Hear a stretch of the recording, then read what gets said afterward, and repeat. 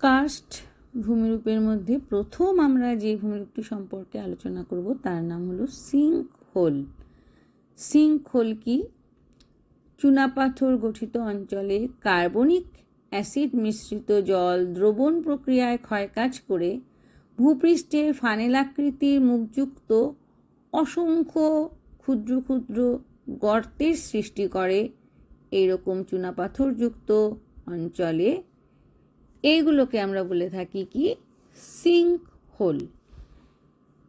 এই সিঙ্কহোল যখন আরও ক্ষয় হতে থাকে, দ্রবণ ক্ষয় এবং ধসের ফলে ভূপৃষ্ঠে যে বৃহত্তর গর্ত বা উন্মুক্ত গহ্বরের সৃষ্টি করে এবং যার একটি অংশ ভূগর্ভের সঙ্গে যুক্ত থাকে, তাদেরকে আমরা বলি কি? Swallow whole. সোয়ালো হোল বিভিন্ন দেশে বিভিন্ন নামে পরিচিত, যেমন সচ, ক্রুয়েক্স, গুফ্রে, পুইট, সোয়ালনাট ইত্যাদি। অঞ্চলে অজস্র শৃঙ্খলের সৃষ্টি হয়। সেই শৃঙ্খলগুলো আরও বেশি দ্রবীভূত হয়ে সৃষ্টি করে সোয়ালো হোলের। সোয়ালো হোলগুলো যখন আরও বেশি এবং বিশাল আকৃতির হয় বা বৃহদাকার আবদ্ধ নিম্নভূমি তৈরি করে, মানে যেটাকে আমরা বলতে পারি একটু বড় সাইজের সোয়ালো হোল, সেগুলোকে আমরা বলে নাম দিয়েছি কি? ডোলাইন।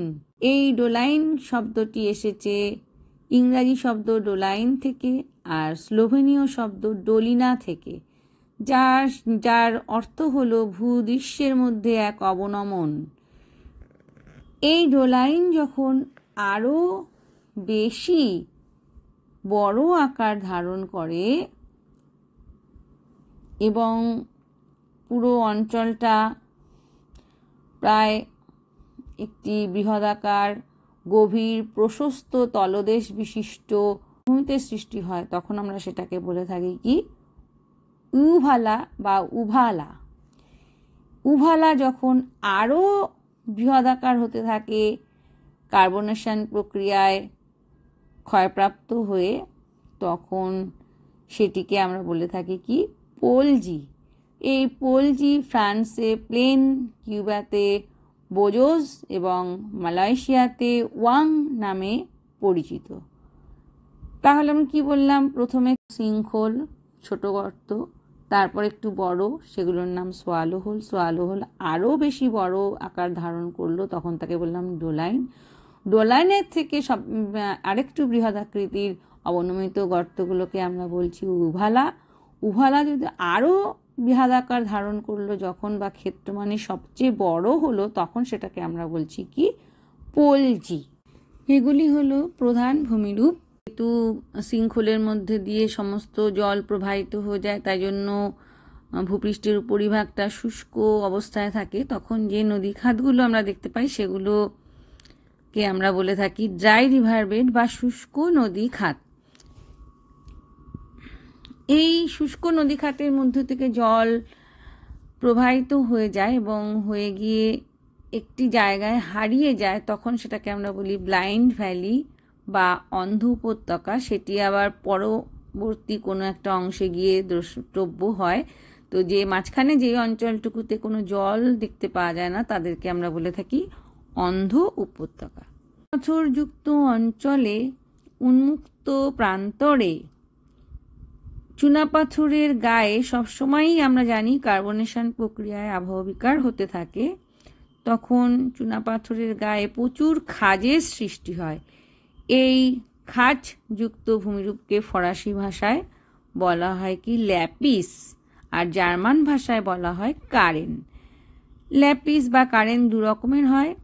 একদম সরু সরু খাতযুক্ত যে আঁচড়গুলো দেখতে পাওয়া যায় সেগুলোকে বলা হয় রিলেন কারেন, আর একটু তলদেশটা সমতল, একটু বড় আকারের যে গর্তগুলো বলবো, খাতগুলো, সেই খাতগুলোকে বলা হয় কি? Treat current.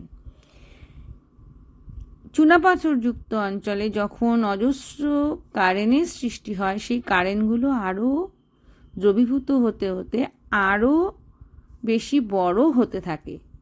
যেরকম শৃঙ্খলের ক্ষেত্রে বললাম স্টেজ বাই স্টেজ একটা একটা করে নাম হলো, এখানেও তাই প্রথমে উন্মুক্ত চুনাপাথরে কতগুলো খাঁজের সৃষ্টি হয়, খাঁজগুলো থেকে একটু বড় খাতের সৃষ্টি হয়, সেই খাতগুলো যখন আরও বেশি বড় হতে থাকে তখন পুরো চুনাপাথরযুক্ত অঞ্চলটাকে এমনভাবে ছিন্ন ভিন্ন করে যে মাঝখানে মাঝখানে ব্লকের আকারে চুনাপাথরগুলো অবস্থান করে, তার পাশে থাকে ফাটল বা ছিদ্র। সেইগুলো দেখতে এমন মনে হয় যেন মাঝখানে একটি খাত আর দুপাশে দুটো উচ্চভূমি, এরকম ভূমিরূপের সৃষ্টি হয়।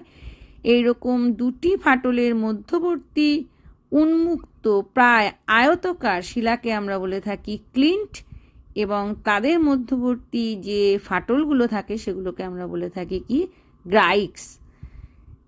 এরকম অনেক অঞ্চলটা যখন আমরা দেখতে পাই যে ক্লিন্টস এবং গ্রাইক দ্বারা পুরো অঞ্চলটি আচ্ছাদিত হয়েছে, তখন এই অঞ্চলটি একটু এবড়ো খেবড়ো রূপ নেয়।